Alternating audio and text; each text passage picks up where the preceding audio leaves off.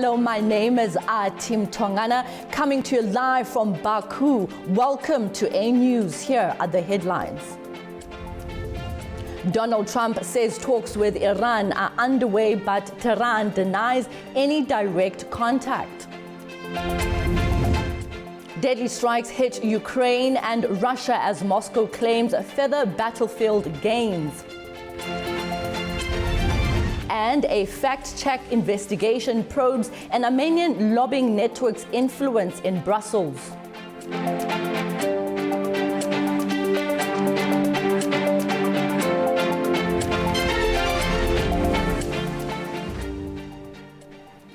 We begin with this. Donald Trump says talks with Iran are underway, but Tehran insists no direct negotiations are taking place as tensions persist over the Strait of Hormuz and Iran's nuclear program. US President Donald Trump says he hopes Iran will come to their senses. He says talks were underway despite Tehran denying that direct negotiations were being held. Speaking at the White House, Trump said he wanted to give Iran every last chance before decapitation. He warned Tehran must agree to what he called a good document and repeated that Iran must never obtain a nuclear weapon.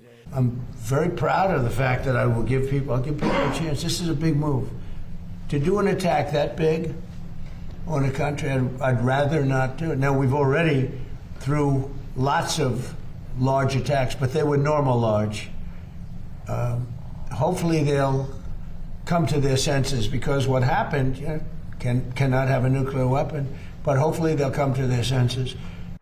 Trump said talks were taking place at Iran's request, with Gulf allies involved, and would focus first on reopening the Strait of Hormuz before nuclear issues. But Tehran rejected those claims. Iranian Foreign Ministry spokesman Esmail Baghaei said there are no direct talks with Washington and that Iran's negotiating team remains in the country. He said Tehran is only in discussions with Oman over a temporary navigation arrangement for the Strait of Hormuz, while accusing the United States of violating previous commitments. The dispute comes as shipping through the strait remains below normal levels amid ongoing uncertainty. For more on this, let's get the latest from our correspondent in Washington, Jagruti Dave. President Trump says negotiations are on. Iran says they are, but only with Oman. And for that reason, Mr. Trump took to social media calling the Iranians unbelievably duplicitous. Later, in remarks to reporters in the Oval Office, he repeated his claim that Iran begged him to hold off on a major US attack, the biggest since World War II, he said, to give diplomacy another chance. Mr. Trump said the aim of talks with Iran is first to reopen the Strait of Hormuz, suggesting this could happen as soon as Tuesday. He was adamant the US would not let Iran charge tolls through the strait, a position Iranian negotiators have advanced with Oman. Now, after addressing the Strait of Hormuz, Mr. Trump said talks would move to the complete denuclearization of Iran, the reason he claims the US took action against Iran in the first place. President Trump has hit pause on military escalation numerous times since starting the conflict in February. Some critics argue this is further evidence of an erratic administration. Others say it's perhaps a recognition that a pressure campaign might have little effect on Iran, who is banking on the US tiring of the war first by running low on weapons and public goodwill in the run-up to November's midterms. But in his latest remarks, President Trump showed signs of frustration with the Iranians, warning this is their last chance to sign a good document. Jagruti Dave for A News in Washington. Despite publicly denying direct talks with Washington, Tehran is keeping diplomatic channels open through its regional partners. Iran's foreign minister has spoken separately with his Pakistani and Omani counterparts as mediators try to revive negotiations, reopen the Strait of Hormuz, and prevent another escalation. Toraj Shirullo reports from Tehran. Iranian Foreign Minister Abbas Araghchi has held separate phone calls with his Pakistani and Omani counterparts aimed at de-escalating tensions in the region and diplomatic efforts towards resuming mediated talks with the US and the reopening of the Strait of Hormuz. According to official sources quoting Foreign Ministry news releases, top diplomats of Iran, Pakistan, and Oman reviewed regional developments and the current diplomatic activities. State IRNA news agency reported that Araghchi and Pakistan's Foreign Minister Mohammad Ishaq Dar emphasized the continuation of closer cooperation and consultations with the aim of establishing permanent peace and stability in the region. It also said that Araghchi and Omani Foreign Minister Badr al-Busaidi discussed and exchanged views on the latest regional developments. Pakistan is the key mediator between Tehran and Washington and facilitated the signing of a ceasefire memorandum of understanding by the Iranian and US presidents in June, which expires in 2 weeks.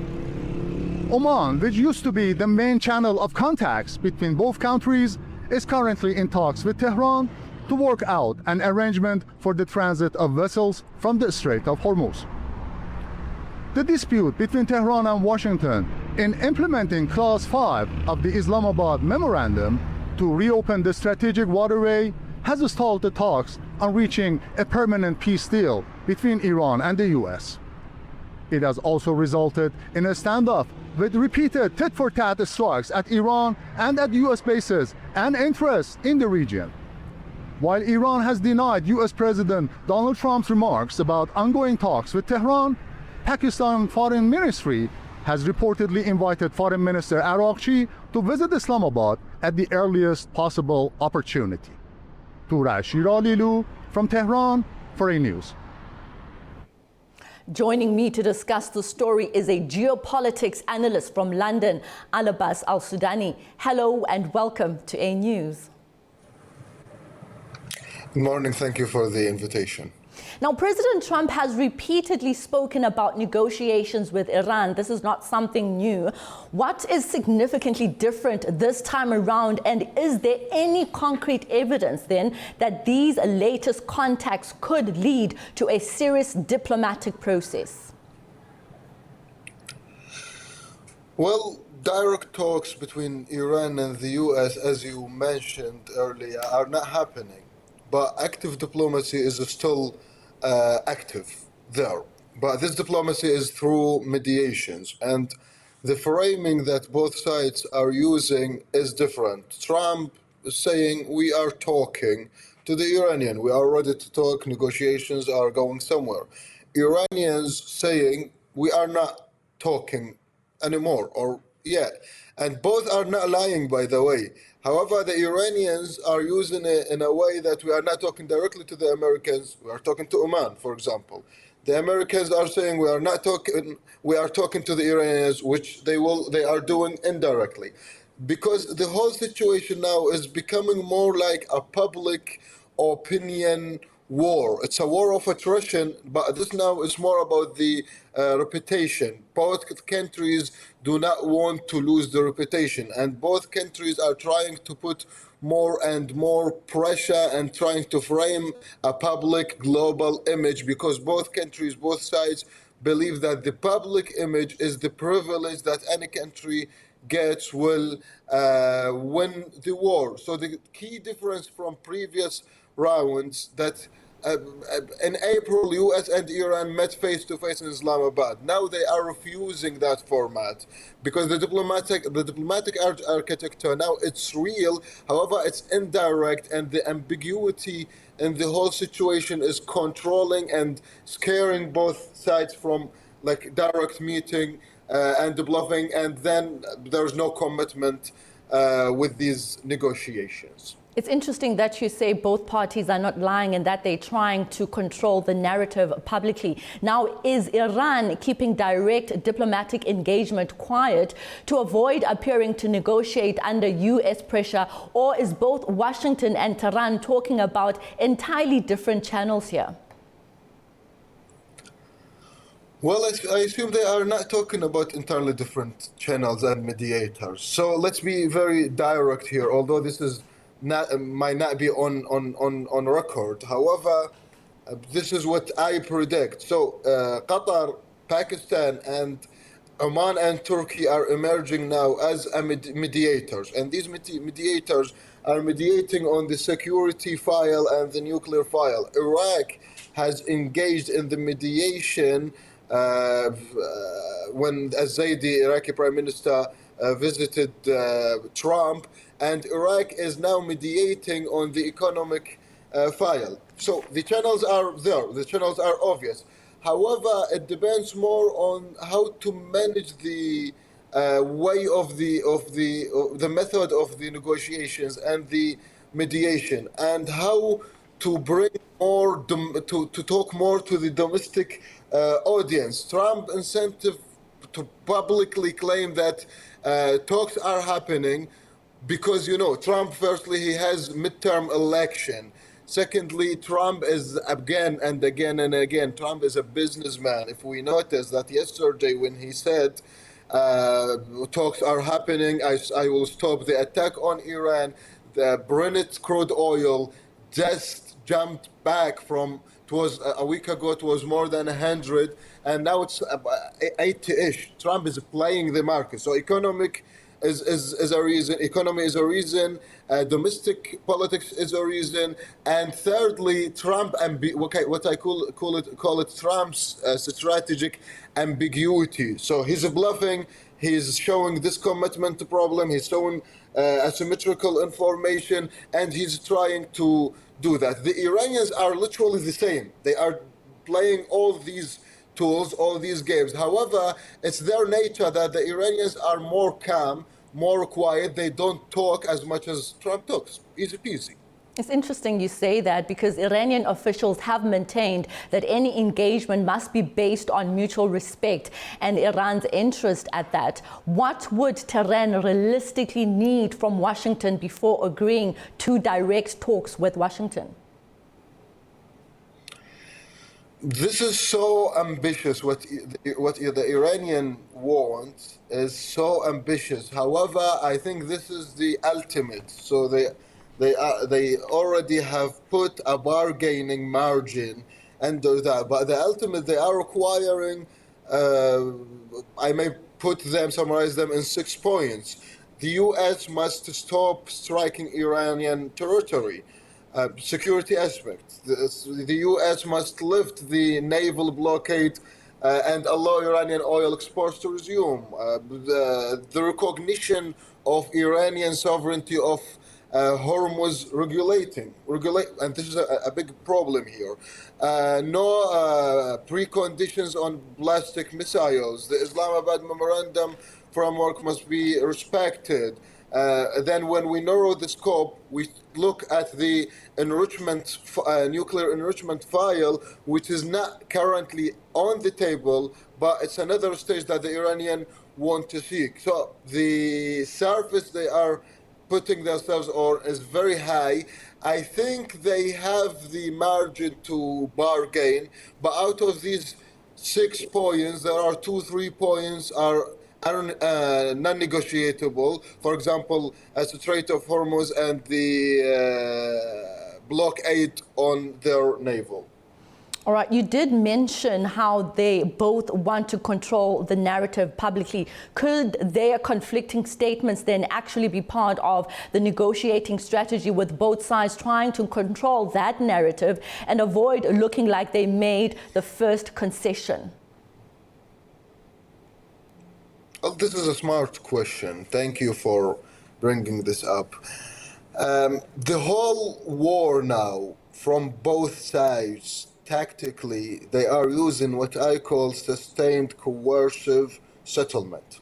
So they are using coercion, but as a diplomacy tool, which is a very high level of game theory we have in political science. For example, if we see the signaling, the status signaling that both sides are sending from different angles, if I may say. I can see the repeatedly threatens that Trump is declaring and mentioning that the Iranian will see levels of attack of military terror not seen since World War II, or a lot of these kind of narrative and this kind of threatens. Then we see Trump out of sudden calls off strikes. Then we see the public frames each trying to, like, it has this specific gesture. Then we see the public claims that Iran beginning the talk and won the talk. So this is the coercive diplomacy. I hit you,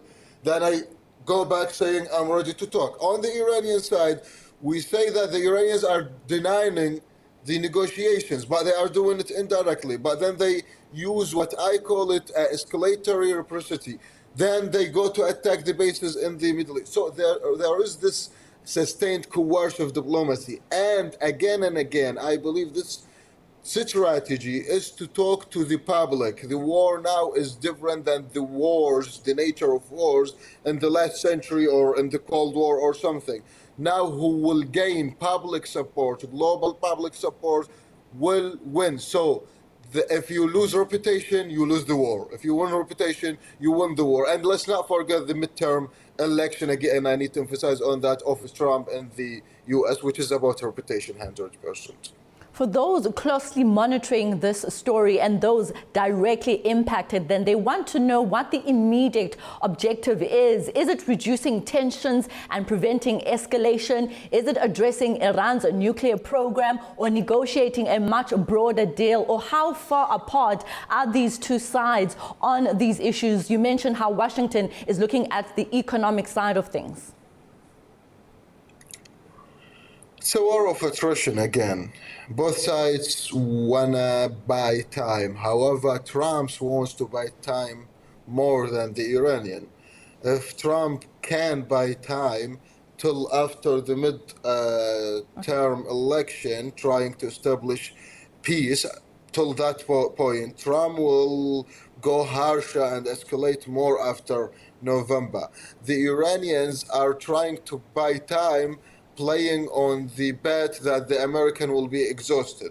So I don't think, even if talks happen directly and even if agreement comes up, I don't think this will be 100% agreement, but it will be no more than a pause, a managed pause to the current situation, and we'll see further escalation. However, three main things: Hormuz Strait, the nuclear weapons, nuclear enrichment, and Iran's proxies. These are the spoiler in the deal, if I may put it like this. Both countries are not coming yet to a specific agreement about these three things, and Iran is playing with them professionally, and Trump is reacting with Iran professionally, and the bluffing is always there, and the maximum pressure is now there again. This is Trump's strategy that started in 2015. However, now he's doing it not only economically by sections, but this time military is part of the strategy. Mr. Al-Sudani, will leave it there for now. Thank you so much for your insights on A News. Thank you. And while diplomats work on to reopen the Strait of Hormuz, the disruption is producing clear winners in the energy sector. Aramco and BP have reported surging quarterly profits as the Middle East conflict drives oil and gas prices higher. But Donald Trump says the industry is making too much money at the public's expense. Despite disruption to the Middle East's oil supply routes, soaring oil and gas prices are delivering bumper profits for some of the world's biggest energy companies. Saudi oil giant Aramco says second quarter net profit jumped 44% to $32.69 billion as higher prices for crude oil, refined products and chemicals offset the impact of regional conflict. The company says it maintained a supply reliability rate of 98.4% despite disruption through the Strait of Hormuz. Chief Executive Amin Nasser said Aramco kept exports flowing by relying on its east-west pipeline storage capacity and export terminals. The east-west pipeline to the Red Sea port of Yanbu became a vital export route after the US-Israeli war with Iran triggered the biggest disruption in the history of energy markets. But Aramco says that alternative route is now also under pressure after Iran-aligned Houthi forces announced a blockade of Saudi Arabia's oil industry in the Red Sea last month. The earnings trend extends beyond Saudi Arabia.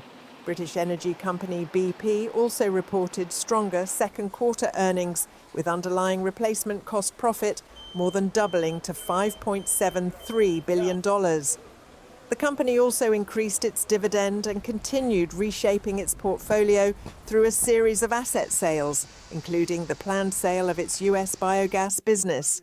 The windfall profits are also attracting political criticism. They're making too much money, okay? Based on a shortage, they're making too much money. I don't like it. And I should be the last one to say, because I'm a big free enterprise guy, nobody bigger.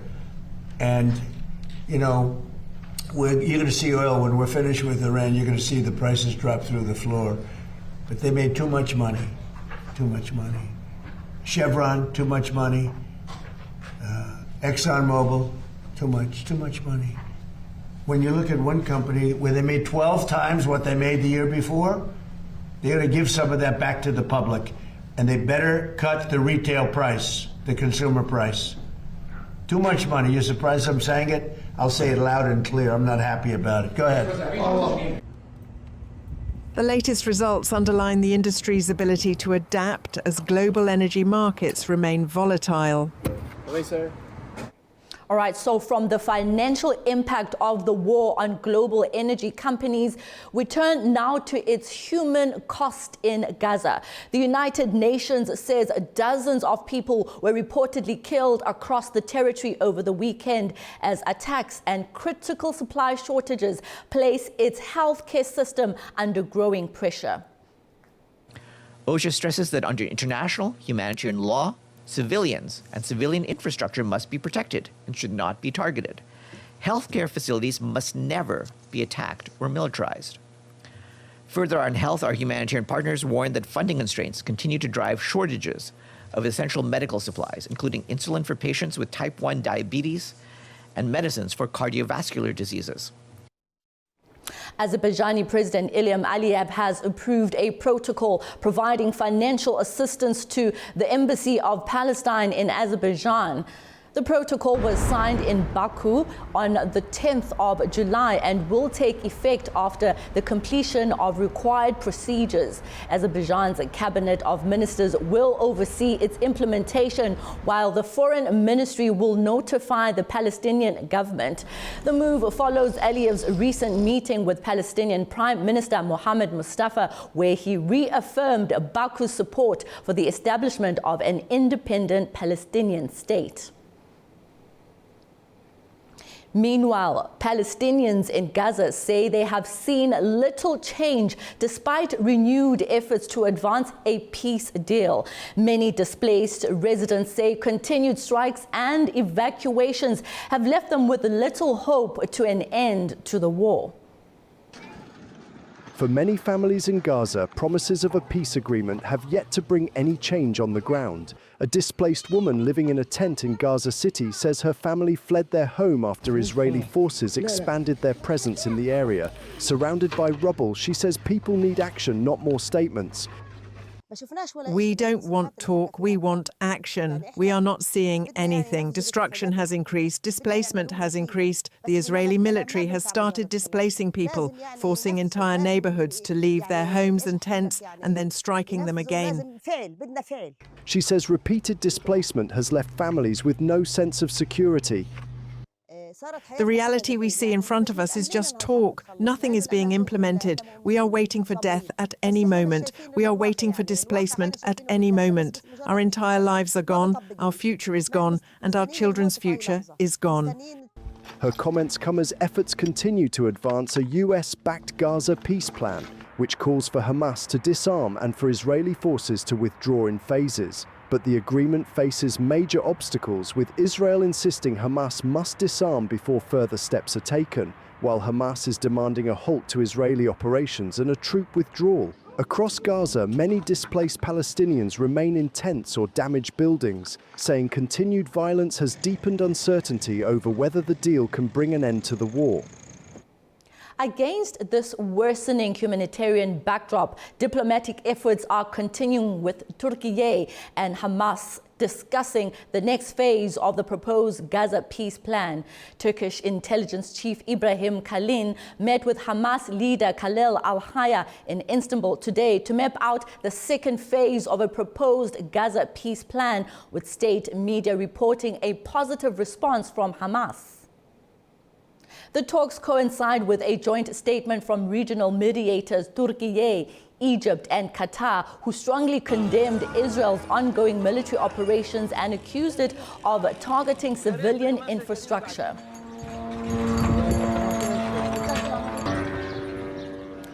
After the break, we take a look at the fallout from the deadly mess border crossing into Spain's Ceuta territory. Stay tuned.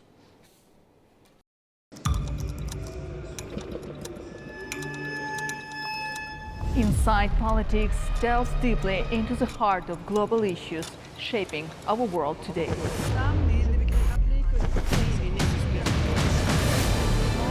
Join me for your go-to source of political analysis from across the region and beyond.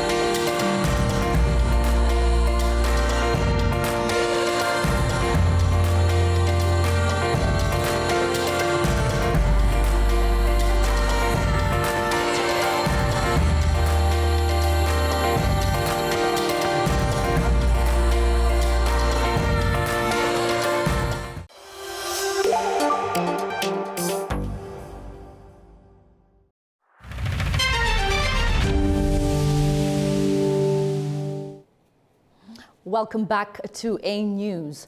Now, EU ambassadors have held an urgent meeting as the fallout from the deadly border incident in Spain's Ceuta territory continues. At least 72 people died after 60,000 people surged across the border from Morocco into Spanish enclave last week. Ross Cullen reports for A News. Well, over the past few days, there's been a real range of reactions from European Union member states about the surge of some 60,000 migrants from Morocco into the Spanish territory of Ceuta, with Italy among the strongest of the reactions, calling for a suspension of the passport-free Schengen travel zone agreement with Spain, Denmark and Finland agreeing with Rome's position. But we did see a slightly softer reaction from Germany and from France. Here, on one hand, although President Macron did say that Spain should be offered assistance through the EU's border agency Frontex, he also called for a tightening up of security along France's southern border with Spain. On Monday, EU ambassadors met their first chance for serious discussions since the border incident occurred on the 30th of July, and then the focus will move to the meeting between European Union interior ministers, which is scheduled to take place on Tuesday. Ross Cullen, A News, Paris. Algeria and Italy have agreed to deepen cooperation to tackle irregular migration, migrant smuggling and cross-border crime. Following talks between their interior ministers in Rome on Monday, the two countries will expand collaboration on policing, training and joint operations. Italy praised Algeria's approach to managing migration and combating trafficking networks. The agreement builds on long-standing security cooperation as both countries seek to curb irregular migration across the Mediterranean. From Europe's focus on migration, we turn to its wider push to strengthen national security. Europe is continuing to strengthen its defense as security concerns reshape military policy across the continent. Denmark has now introduced one of its biggest conscription reforms in decades, expanding compulsory military service and, for the first time, bringing women into the draft. Welcome to This Day in Europe, where Denmark starts one of the biggest changes to its military in decades. This as growing security threats reshape defense policy across the Nordic region. Around 1,600 recruits reported for duty under Denmark's new conscription system, which extends mandatory military service from 4 to 11 months. And for the first time, it includes women. Denmark's system requires all healthy 18-year-olds to register for military service, but in practice, the armed forces have relied largely on volunteers, with a lottery used only when there weren't enough people to fill the required places. The reforms are part of a broader effort to strengthen the country's armed forces in response to Russia's war in Ukraine and growing security concerns in the Arctic. And the changes don't stop there. Denmark plans to increase the number of annual conscripts from 5,000 to 7,500 by 2033, while introducing new specialist training, including drone operations, reflecting lessons learned from the war in Ukraine. The timing is particularly significant as Denmark prepares to send conscripts to Greenland for the first time later this month. More than 100 soldiers will spend a month on the Arctic island, taking over operational duties from professional troops. That deployment carries added political weight after U.S. President Donald Trump repeatedly renewed his calls for the U.S. to take control of Greenland, arguing the territory is vital to American national security. Denmark and Greenland have firmly rejected those demands, with Prime Minister Mette Frederiksen insisting at last month's NATO summit that Denmark is prepared to defend every inch of Allied territory, including Greenland. Denmark now joins its Nordic neighbors, Sweden, Finland, and Norway, in relying on an expanded conscription system as Europe continues to adapt to a far more uncertain security environment. For A News, I'm Anita Sharma in Arnhem, Netherlands. As Denmark prepares for future security threats, the war already reshaping Europe continues to claim lives in Ukraine and Russia. Deadly strikes have hit both countries, killing civilians as Moscow claims further gains on the battlefield. A Russian airstrike has killed at least 3 people, including 2 children, and injured 4 others in Sumy in Ukraine. That's according to the State Emergency Service. Officials said Tuesday's attack targeted residential buildings and infrastructure facilities. However, the Russian Defense Ministry said its forces hit a logistics hub in the town of Burin in Ukraine's Sumy region. Meanwhile, Russian drones also hit Ukraine's Mykolaiv residential area and killed 1. Ukrainian authorities said a fire broke out in a private residential building.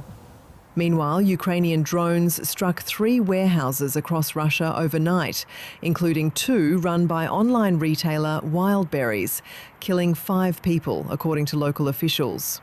The facilities were also targeted in the St. Petersburg and Tver regions overnight.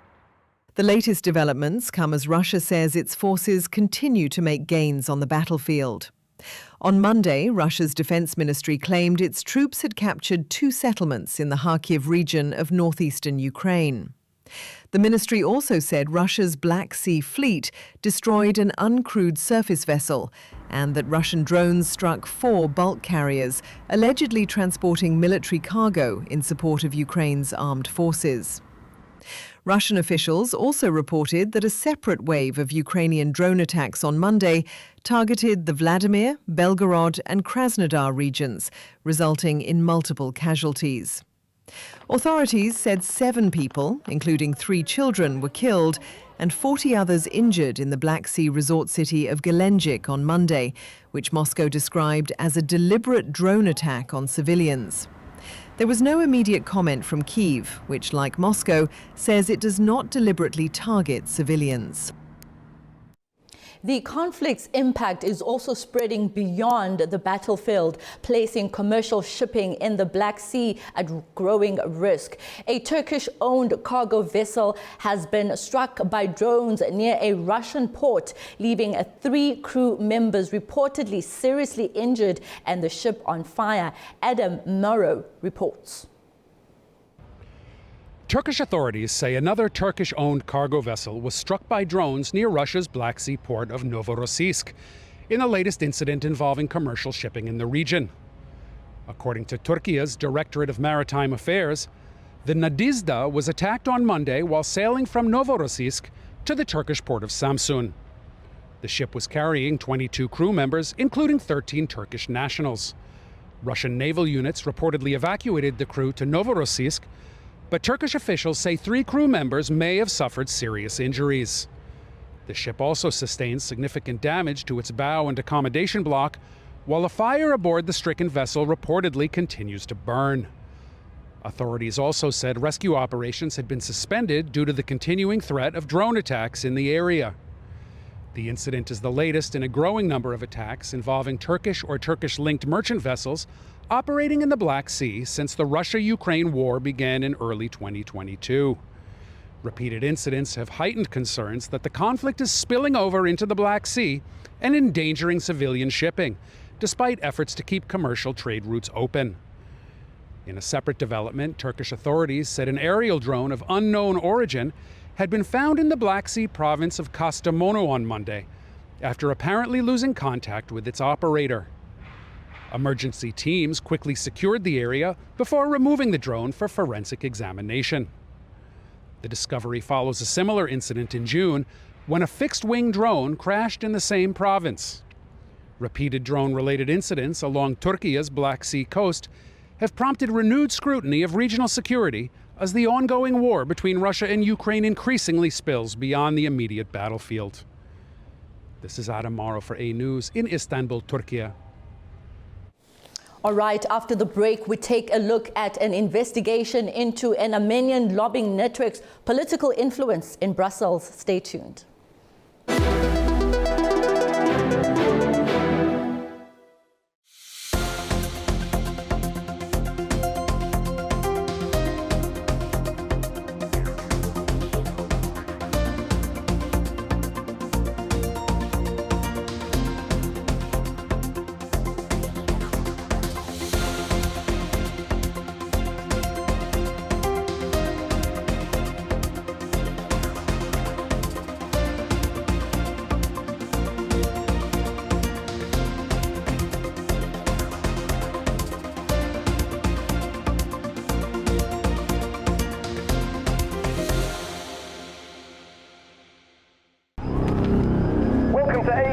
Unfiltered news and analysis from the region and beyond. From Washington to Beijing, Tehran to Kabul, Tbilisi to Tashkent. Hello, I'm J-Dad. Challenges.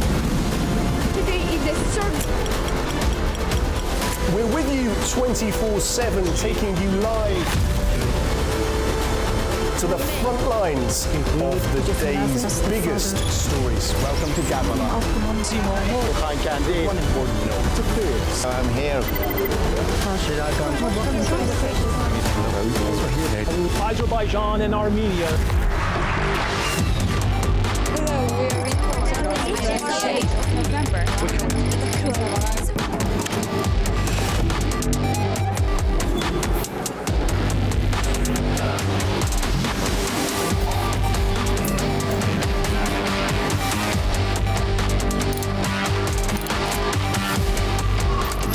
Reporting from Paris, Dar es Salaam, Tel Aviv, Washington, London, Moscow, Kyiv, Berlin, Rio de Janeiro, Beijing, Bangkok, Tbilisi, Tashkent, Almaty, Kazakhstan, Port Sudan, Tehran, Islamabad, Istanbul, Kabul for A News.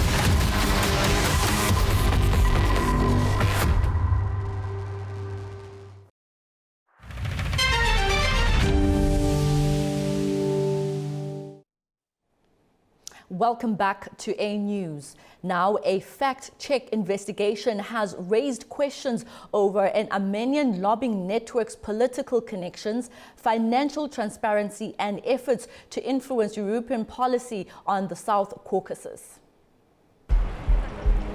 A Brussels-based organization presented as the voice of Armenian interests appears to sit at the center of a much wider political network. An investigation by Fact Check examined the people it approached, the interests surrounding them, and the money used to maintain access inside European institutions. At the center is Kaspar Karampetian. He has used the organization to organize conferences, promote resolutions, and invite European politicians to Karabakh during its occupation. One of the network's most prominent political contacts was former European Parliament Vice President Eva Kaili, later charged in the 2022 Qatargate corruption scandal.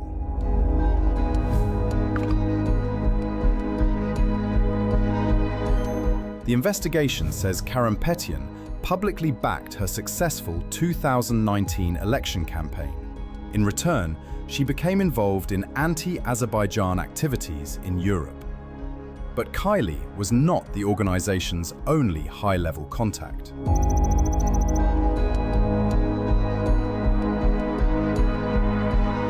This formed part of a deliberate lobbying strategy aimed at influencing European Parliament reports, debates, and resolutions.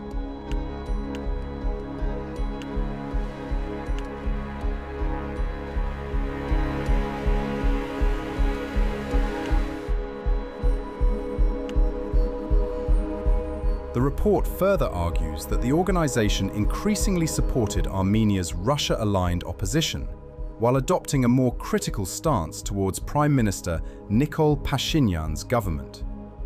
A similar pattern emerged regarding Iran. According to the investigation, what united these contacts was their ability to influence issues related to Armenia and the South Caucasus. Financial records are another focus. The EAFJD began lobbying EU institutions in 2012 and registered separately under its French and English names. Documents show annual lobbying expenditure of around €150,000 in several years before 2021. After registering as a non-profit in 2021, it was no longer required to report lobbying budgets, giving it the opportunity to withhold lobbying expenditure from public disclosure. The investigation concludes that the story extends beyond Armenian advocacy to broader questions of the networks operating behind closed doors in Brussels. And from Armenia's influence abroad, we turn to its increasingly strained relationship with Moscow and its regional allies. The Russian-led Collective Security Treaty Organization, or CSTO, is set to discuss suspending Armenia's voting rights. Russia's representative to the alliance, Viktor Vasilyev, says the issue will be raised at a summit in Moscow on the 11th of November. Under the CSTO Charter, members can lose their voting rights if they fail to pay budget contributions for 2 years, and Armenia has also withdrawn its representatives from the organization. Staying in the South Caucasus, attention now turns to Georgia's energy sector. The Kulevi refinery is shifting to Kazakh and Libyan crude after being named the EU's latest sanctions package against Russia. Here's a report by A News correspondent Nini Nikolashvili. Black Sea Petroleum, which operates the Kulevi oil refinery, says the Kulevi plant received and processed Kazakh crude oil in July and will continue doing so in August. This follows a company statement from early July which said that starting in August or September, the refinery would begin processing crude oil sourced entirely from non-Russian origins. On July 23rd, the Council of the European Union adopted its 21st sanctions package against Russia. That package named the Kulevi refinery directly. The first time a third country refinery has been listed under this measure, by the way. It comes with a 6-month transition period and a transaction ban set to take effect on January 25, 2027. Georgian officials have said all of its operations do not contradict sanctions policy and that the government remains ready to cooperate with the EU institutions. According to Black Sea Petroleum, under a supply agreement signed on July 3rd with an international trading company, the refinery will receive Libyan crude oil between August 20th and 30th.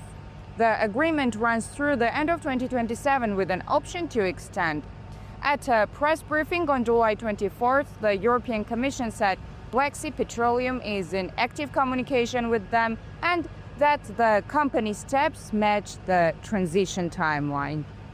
Nini Nikolaishvili, Tbilisi, A News.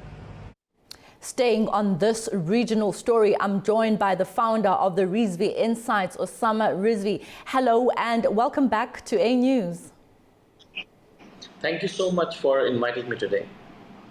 The refinery is turning to Kazakh and Libyan crude. Is that a commercially sustainable shift or simply a short-term response to sanctions? Well, it can be both at the same time. If you look at from a structural point of view, or at least on paper, it does look as a sustainable structural shift. But given the fact that recently we have seen this happening in real time, that it is very difficult to determine the origin of crude or where it is going to come from and where it is actually heading towards. I think time will tell that whether we see this for the longer run or not. Also, the timing is very important of this decision. It really corroborates or collides with another sanction package by the EU. So maybe there is some sort of link between both of these, wherein the countries involved are being not, if I don't want to say clever, but very careful regarding not to fall a victim to the secondary sanctions or the latest sanctions against Russia. Now, when oil passes through several traders and transport routes, how can regulators really establish where it genuinely originated from? That's as I said, it's not very easy. You know, I just finished a book called Choke Points, and there was a rule that is set that is called FDPR, Foreign Direct Product Rule. And even that rule, which is implementable on the manufacturing side, even when you look at from a sanctions point of view, it becomes so difficult to determine which company is buying from which company. And if you look at the supply chains, and when you talk about oil, if there is a blended version of oil, you cannot track the molecules where it came from. Look at the charts in the previous 2 or 3 years. There was a chart circulating around the internet where Malaysian crude oil production or exports were even beyond a point that it was there that as compared to their actual production. So which means where was the extra oil coming from? Of course, it was Russian oil or something else. And to answer your question, for regulators, for authorities, it will be very difficult. It has proven very difficult to actually trace the origin of the molecules, unfortunately. A difficult task ahead indeed. So then what does the EU's decision to name a third country refinery tell us then about how its sanction strategy is actually changing? Well, we call these secondary sanctions, right? So wherein the sanctions are not only against a certain country, but also against other companies or countries that engage in directly or indirect business with those.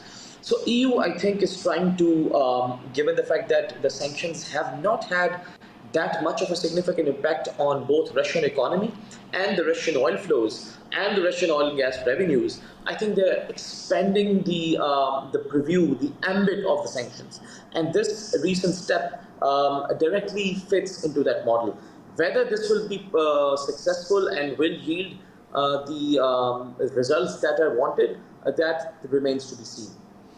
Yeah, so Kazakhstan maintains close energy links with Russia. Does that make its crude more difficult to separate from Russian-linked supply chains? I know earlier on you alluded to some of the challenges in being able to identify the origin of some of the oil. Well, of course, there has been a lot of debate, even legally, against the loophole where Kazakhstan's CPC blended crude oil, it is known, very well known, had Russian hydrocarbons in it as well. But what is the mechanism for, let's say, Russian oil. It went to Kazakhstan, but then it got mixed with Kazakh oil as well. So do we sanction that oil or do we not sanction that oil? But I think, as you said in the previous question, now determining certain refineries and also determining where these refineries can get their fuel from, that will sort of help in delineating or differentiating between both of these. But Kazakhstan's link, very close link, I mean, many pipelines and ports are like nearly situated to Russia, so I don't think they can be decoupled from each other. And Russian oil will continue to flow through many other places, and Kazakhstan, of course, is one of them. What risk does this create for Georgia's energy security and its wider relationship with Brussels? Well, Georgia, right now, the current government is between a rock and a hard place. Of course, they would not want to get onto the bad books of the European leaders, but at the same time, they have already been in some close engagements regarding energy projects with Moscow, and are also wanting to do this further ahead. Energy security remains another issue, so they will have to decide which side to take on. And I don't know, if they don't comply or non-compliance, then they can suffer some sort of sanctions, which can further impact the country's economic situation at the moment. Now, lastly, is Kalevi an isolated case, or does it expose a fundamental weakness in the enforcement of sanctions on Russian oil? It is definitely not an isolated case, and we're just focusing on this refinery or Batumi refinery or Kazakhstan, but there are other international hubs as well. If you look at the data recently, one thing is very interesting. You know, one of the biggest destinations for Russian crude oil product was Australia, previously 3-4 months ago. I mean, Turkey, China, India, all of Malaysia, all of these are taking in Russian oil, and then it goes all the way across the world. You also have to take into account the role of the dark fleet that has been helping Iran and Russia to transport its oil across the world. It's a mess. It's not very easy to contain this, but sanctions are always measured in counterfactuals. So what would have happened if there were no sanctions? From that frame of mind, of course, sanctioned will be and have been helpful at the moment. Mr. Rizvi, it's always a pleasure to have your insights on A News. Thank you so much for your time. Always a pleasure. Thank you. All right, from shifting oil routes in the South Caucasus, we turn to a major gas corridor linking Central and South Asia. Turkmenistan has ordered faster construction of the Tepi pipeline, which will carry natural gas through Afghanistan to Pakistan and India. Tamim Bahiz has the details from Kabul. Turkmenistan has instructed officials to accelerate construction of the Tapi gas pipeline. According to a statement from Turkmenistan's state-owned oil company, the issue was discussed during a meeting of the country's oil and gas sector on Monday. The gathering assessed work on the main Sarhadabad-Herat section in Afghanistan and stressed that work should move forward in line with international engineering standards. The Tapi pipeline, which stretches around 1,800 kilometers, is designed to transport up to 33 billion cubic meters of natural gas annually from Turkmenistan through Afghanistan to Pakistan and India. The project has long been viewed as a strategic energy corridor linking Central and South Asia. For Afghanistan, it is expected to generate hundreds of millions of dollars in annual transit revenue, create thousands of direct and indirect jobs, improve access to natural gas, and strengthen the country's role as a regional transit hub. Construction on the Afghan section officially began last year, with work progressing in Herat province. Afghan officials have repeatedly described Tapi as one of the country's most important economic infrastructure projects, while Turkmenistan continues to push for faster implementation as part of broader efforts to expand regional energy exports. Tamim Bahiz in Kabul, A News. U.S. Assistant Secretary of State is heading to South and Central Asia to visit several countries on a regional tour. According to the U.S. State Department, the visit will take place from the 4th until the 13th of August, with stops in India, Uzbekistan, Kyrgyzstan, and Kazakhstan. The tour is a part of Washington's efforts to strengthen engagements with regional partners and discuss issues of mutual interest across South and Central Asia. All right, that's the news for this hour. Thank you for joining me, Tim Tongana, and the team. Stay tuned to A News for all the latest updates.